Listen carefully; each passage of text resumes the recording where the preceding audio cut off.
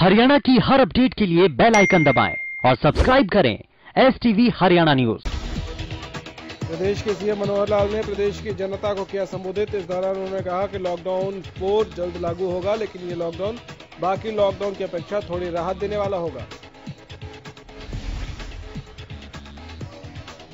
CM ने कहा कि लॉकडाउन के चौथे चरण में थोड़ी छूट दी जाएगी। सरकार की ओर से किसान और रोजगार पर पैकेज की सराहना करते हुए सीएम ने कहा कि हमने लघु उद्योग और मध्यम उद्योग के लिए नई योजना लागू की है। योजनाओं की मदद से उद्योग जगत को काफी राहत मिलेगी। कांग्रेस के पूर्व अध्यक्ष राहुल गांधी के बयान पर प्रदेश के गृह मंत्री अनिल विज ने पलटवार करते हुए कहा कि बीजेपी लोगों को आत्मनिर्भर बनाना चाहती है। इसने कहा कि लोगों की मदद के 2 तरीके हैं। पहला, उन्हें कुछ दिनों के लिए खाने का सामान दे दो, या फिर उन्हें इतना मजबूत कर दो कि वो जिंदगी भर खाने के लिए किसी के सामने हाथ ना फैलाएं। पहला तरीका कांग्रेस अपनाती है, दूसरा तरीका बीजेपी का है।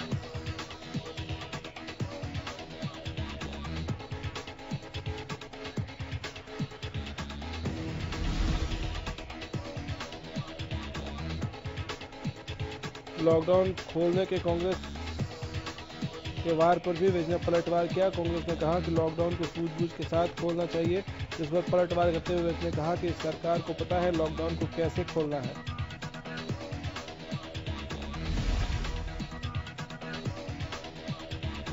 आयुष विभाग मंत्रालय द्वारा कोरोना महामारी के दौर में रोग प्रतिरोधक क्षमता बढ़ाने के लिए शनिवार को पूर्व कैबिनेट मंत्री विपुल गोयल ने करीब 20,000 लोगों के लिए होम्योपैथिक दवा बांटने का लक्ष्य निर्धारित किया है, जिसकी जानकारी खुद विपुल गोयल ने फरीदाबाद के सेक्टर 16 के सागर सिनेमा में प्रेस कॉन्फ्रेंस करके साझा की।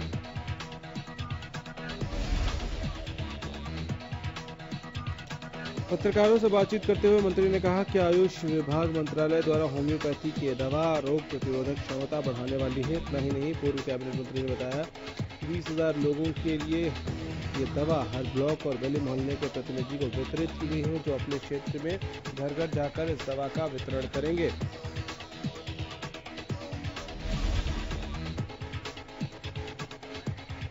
कैबिनेट मंत्री कंवरपाल गुर्जर ने कांग्रेस नेता अशोक अरोड़ा के बयान पर पलटवार किया। कंवरपाल गुर्जर ने कहा कि मंदिरों को नियमानुसार खोला जाएगा। सोशल डिस्टेंसिंग को लेकर सरकार स्टेप बाय स्टेप एक्शन ले रही है। ऐसे में किसी भी तरह की जल्दबाजी ठीक नहीं है।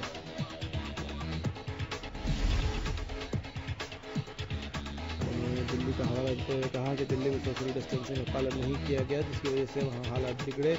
आपको बता दें कि अशोक अरोड़ा ने शराब के ठेके खोलने को लेकर बयान दिया था, जिसमें कहा गया था अगर सरकार ठेके खोलने की इजाजत दे सकती है तो मंदिरों को खोलने की इजाजत क्यों नहीं दे सकती।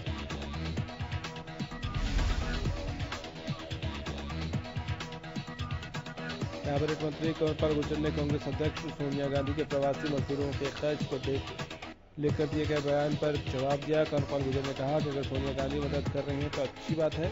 इस मुश्किल की घड़ी में सभी को मिलकर काम करना चाहिए। कैबिनेट मंत्री कंवरपाल गुर्जर ने कांग्रेस अध्यक्ष सोनिया गांधी के प्रवासी मजदूरों के खर्च को लेकर दिए गए बयान पर भी जवाब दिया।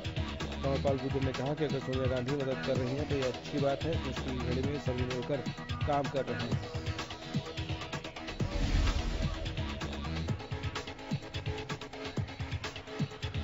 कंवरपाल गुर्जर ने कहा कि प्रवासी मजदूरों को घर पहुंचाने में करोड़ों का खर्च हो रहा है। ऐसे में 40-50 लाख रुपए से क्या हो सकता है। गुर्जर ने साफ कहा कि मजदूरों के किराए को उठाने की घोषणा उनकी सरकार पहले ही कर चुकी थी।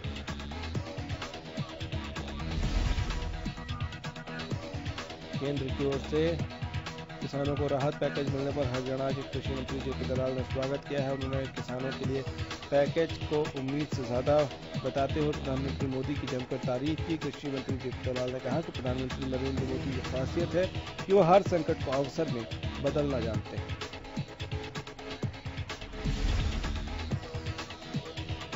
शराब धांधली मामले में गिरफ्तार जेजेपी नेता सतविंदर राणा के बचाव में जेजेपी विधायक और डिप्टी सीएम दुष्यंत चौटाला आ गए हैं। डिप्टी सीएम दुष्यंत चौटाला ने कहा कि उनका नाम एफआईआर में नहीं है, अभी उनसे पूछताछ की जा रही है और जब तक आरोप साबित नहीं होते तब तक किसी को अपराधी नहीं कहा जा सकता।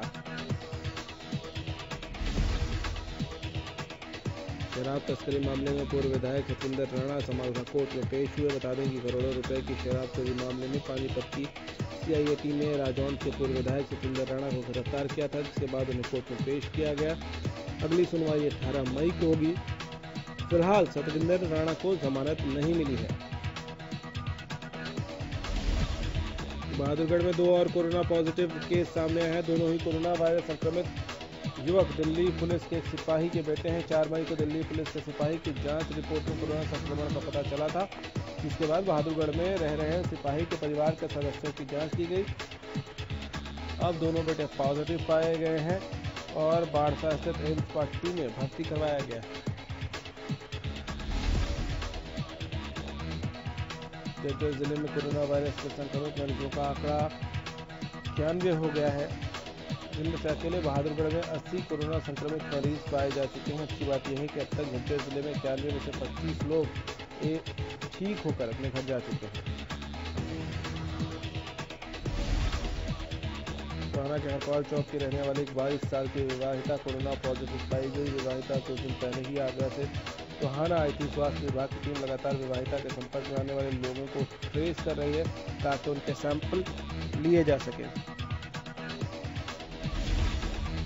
हरियाणा रोडवेज के जरिए प्रवासी मजदूरों को उनके घर भेजने का काम लगातार जारी है, जिसके मद्देनजर शनिवार को कालका विधानसभा में रह रहे करीब 450 प्रवासी मजदूरों को पंचकुला के कालका बस स्टैंड से उनके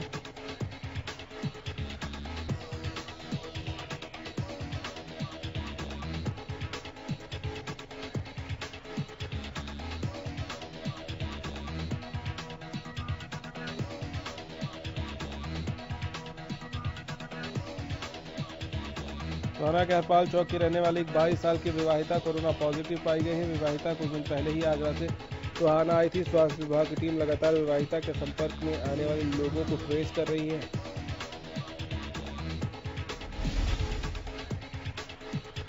हरियाणा रोडवेज के जरिए प्रवासी मजदूरों को उनके घर भेजने का काम लगातार जारी है, जिसके मद्देनजर शनिवार को कालका विधानसभा में रह रहे करीब 450 प्रवासी मजदूरों को पंचकुला के कालका बस स्टैंड से उनके घर की ओर रवाना किया गया। कालका से पूर्व विधायक और बीजेपी महिला मोर्चा राष्ट्रीय उपाध्यक्ष लतिका शर्मा की अगुवाई में बसों को रवाना किया गया।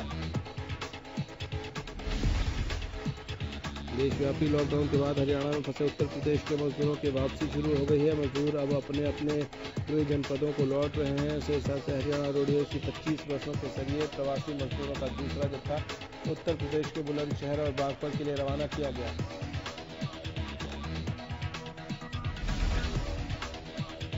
प्रवासी मजदूरों को उनके गृह राज्यों में पहुंचाने के लिए प्रशासन की ओर से कई प्रकार की सुविधाएं दी जा रही हैं। बसों और ट्रेन का उचित प्रबंध किया गया है, लेकिन फिर भी बहुत से प्रवासी मजदूर इन सुविधाओं की जानकारी के अभाव में पैदल ही अकेले अपने परिवार के साथ अपने घर जाने के लिए मजबूर हैं।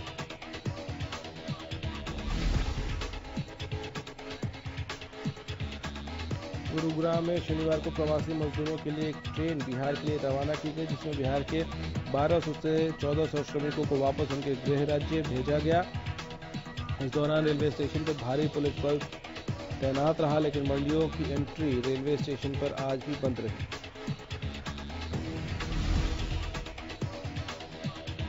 बता दें कि रेलवे स्टेशन से 200 मीटर की दूरी पर बैरिकेडिंग की गई है और उससे आगे जाने की अनुमति नहीं है। केवल हरियाणा रोडवेज की बस में जो प्रवासी मजदूर सवार है उन्हें ही जाने की इजाजत दी गई है। पंजाब से पलायन करके प्रवासी श्रमिकों का हरियाणा की तरफ आना लगातार जारी है। देर रात भी पंजाब से श्रमिक नदियां और जंगल पार करके हरियाणा में आने के लिए मजबूर हो रहे हैं। छोटे बच्चों के साथ थके हारे श्रमिकों को हरियाणा के बॉर्डर पर पुलिस आसरा देने में जुटी है।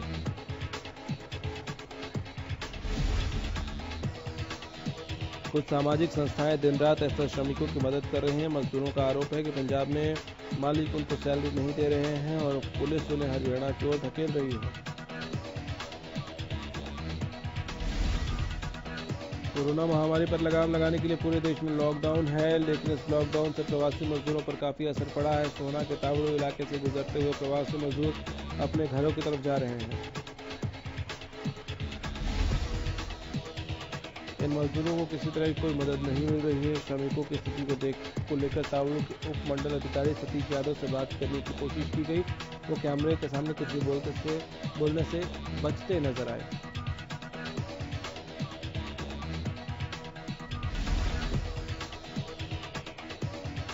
नीलोखेड़ी के गांव काचवा में सरपंच की तानाशाही के कारण आधा दर्जन गांव के किसानों की फसलें डूबने की कगार पर पहुंच गई हैं। काचवा गांव के सरपंच काचवा से जटपुरा के लिए सड़क बनवा रहे हैं, जिसके कारण काचवा से जटपुरा जाने वाली ट्रेन बंद की गई है। ग्रामीणों का कहना है ट्रेन बंद कर देने से उनकी फसलों को और गांव को डूबने का खतरा है। इस मामले पर जब सिंचाई विभाग के अधिकारियों से बात की गई तो उन्होंने कहा कि ट्रेन बंद कर उस पर सड़क बनाने के लिए उनसे कोई परमिशन नहीं ली गई।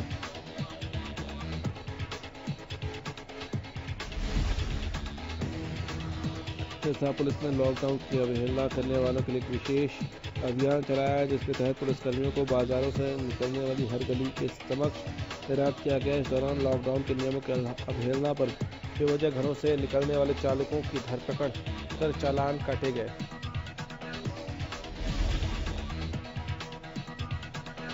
गली गली में तैनात पुलिसकर्मी गलियों में घूम रहे वाहन चालकों को पकड़कर सुभाष चौक पर लाए। यहां मौजूद यातायात थाना प्रभारी बहादुर सिंह और शहर थाना प्रभारी सुखदेव सिंह ने सभी वाहनों के चालान करवाए।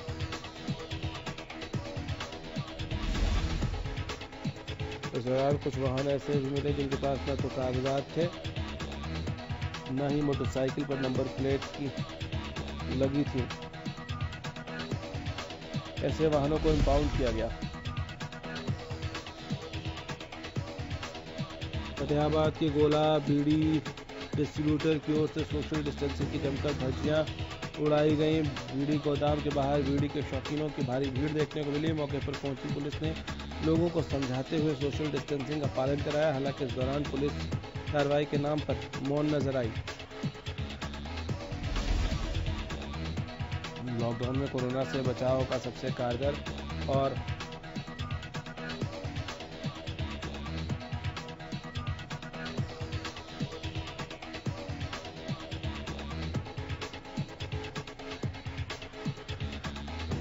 लॉकडाउन में कोरोना से बचाव का सबसे कारगर और रामबाण सोशल डिस्टेंसिंग को ही माना जा रहा है, जिसको लेकर प्रशासन और सरकार हर संभव कोशिश में जुटे हैं। कुछ स्थान ऐसे हैं जहां इसे लागू करवाने के लिए प्रशासन को मशक्कत करनी पड़ रही है। टोहाना की सब्जी मंडी से भी पिछले कई दिनों से सोशल डिस्टेंसिंग के पालन की अवहेलना की खबरें आ रही थी। उस पर संज्ञान लेते हुए टोहाना के एसएमओ ने बताया कि सब्जी मंडी में भीड़ बढ़ रही है, इसमें संदेह नहीं है।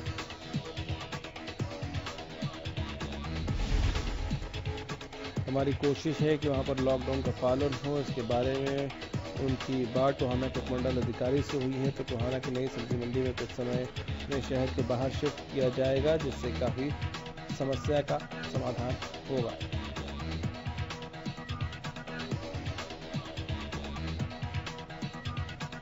उन्होंने कहा कि कोशिश है कि लॉकडाउन का पालन हो। सोनीपत में कोरोना के बढ़ते मामलों को देखते हुए खानपुर गांव के स्थित भगत फूल सिंह महिला मेडिकल कॉलेज को विशेष कोविड अस्पताल घोषित किया गया है, जिसके बाद यहां कोरोना के 64 से ज़्यादा मरीज ठीक हो चुके हैं। बीते 2 दिन की बात की जाए तो यहां से 38 मरीजों को डिस्चार्ज किया जा चुका है।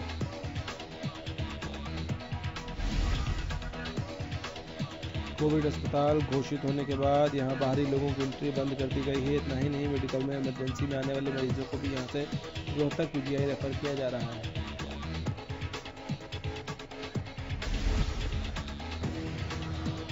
एसडीएम आशीष वशिष्ठ के मुताबिक इस वक्त यहां कोरोना के मरीजों के लिए 500 बेड की व्यवस्था की गई है और मौजूद उनमें 180 बेड को इस्तेमाल में लाया गया है। उन्होंने बताया कि अगर यहां आने वाले मरीजों की संख्या में इजाफा होता है तो मेडिकल कॉलेज के अन्य बेड का भी इस्तेमाल किया जा सकता है।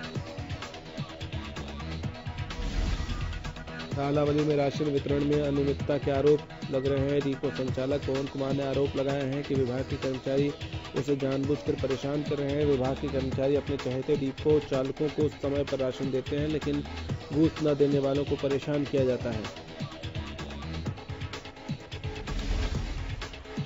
मामले में एक शिकायतकर्ता ने भी राशन वितरण को लेकर सवाल खड़े किए हैं। शिकायतकर्ता का कहना है कि उसे राशन डिपो फ्री में दाल नहीं दे रहा। शिकायतकर्ता ने आरोप लगाया है कि इलाके में बड़ा राशन घोटाला किया जा रहा है। मामला संज्ञान में आने के बाद विधायक ने मामले में कार्रवाई का आश्वासन दिया है। गर्मी बढ़ने के साथ ही पानी की समस्या भी होने लगी है। झील में हुड्डा विभाग की अर्बन स्टेट के ए ब्लॉक में 2 दिन से नलों में पानी की सप्लाई ठप होने से लोगों को काफी परेशानियों का सामना करना पड़ रहा है। बताया जाता है कि टैंकों के साफ करने के नाम पर पानी की सप्लाई रोक दी गई है। स्थानीय लोगों की शिकायत है कि टैंकों की सफाई ठंड में नहीं की गई जब कम पानी की ज़रूरत होती है। अब गर्मी में जब ज़्यादा सप्लाई की ज़रूरत है तो उन्हें सिर्फ 2-2 बाल्टी पानी ही मिल रहा है।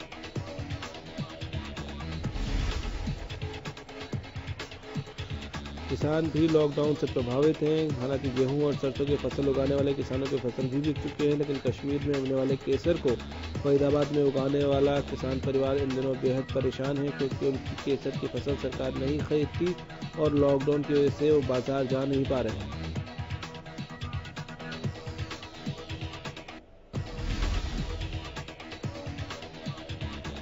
फरीदाबाद में केसर की खेती करने वाले किसान परिवार के मुताबिक उन्होंने 1.5 बीघा जमीन में केसर की फसल उगाई थी। इस पर करीब 50,000 रुपए का खर्च आया, लेकिन लॉकडाउन की वजह से उन्हें काफी नुकसान हुआ है।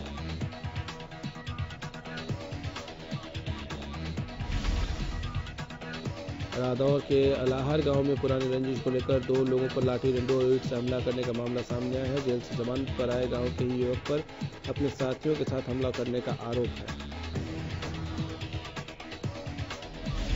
अंबाला के बंगाली मोहल्ले की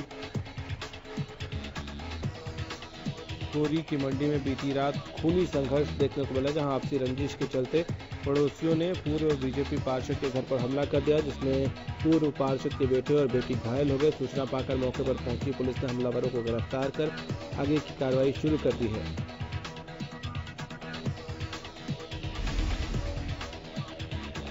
टोहाना के सुंदर नगर में विवाहिता की संदिग्ध परिस्थितियों में मौत हो गई। वहीं मायके वालों ने ससुराल वालों पर हत्या का आरोप लगाया है। मृतक के परिजनों का कहना है कि दहेज की मांग को लेकर विवाहिता की हत्या कर दी गई।